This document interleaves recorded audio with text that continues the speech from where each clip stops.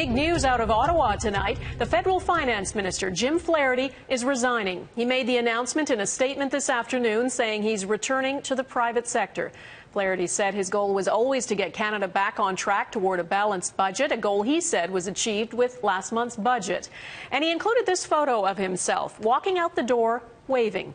Flaherty's had some health problems, but says that's not why he's leaving. He says, "I am happy to report that I am on the road to a full recovery, and the decision to leave politics was not related in any way to my health. This decision was made because it is the right one for me and my family at this time."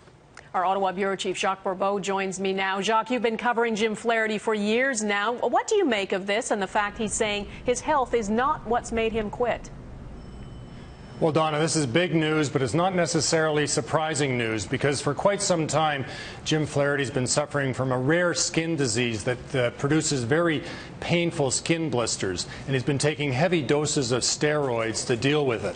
Now, in his statement, Flaherty said that he is on the road to recovery, but I have to tell you, in the last few months, every time reporters would meet with Flaherty on the Hill, and after the scrum was over and he'd slowly walk away, we'd talk amongst ourselves and we'd be asking just how long can he last in this job, and today we got our answer. Well, it is a big job, of course, and this is going to be a big blow to the Prime Minister. Jim Flaherty's been his right-hand man from the beginning.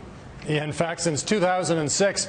And Jim Flaherty's had a very, very tough job. Remember, he had to navigate Canada's economy through that terrible economic crisis. And then after that, he's had the equally tough job of trying to bring Canada's budget, federal budget, back into the black. Now, in this last budget, Flaherty said that he's almost accomplished that he believes the government budget will be in surplus in 2015. So he's really achieved that, what was in essence his final goal. Also interesting in his statement, he said he's very proud of his tax-cutting record.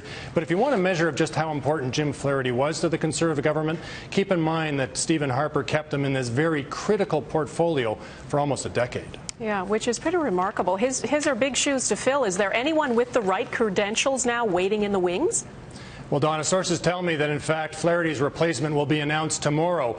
And sources tell me that Harper is most likely to pick one of his trusted lieutenants. So that makes a pretty short list. And I would say on that list would be Employment Minister Jason Kenney, Foreign Affairs Minister John Baird, Transport Minister Lisa Raitt, or Industry Minister James Moore. Now, when you look at John Baird as a Foreign Affairs Minister, right now he's dealing with some very sensitive files, Russia's annexation from Crimea. So I'm not sure he would move over to finance, but frankly, whoever is picked, they are going to be shouldering a very big responsibility because he or she is going to be trusted to deliver a big surplus in that next budget, which will be just in time for the next federal election.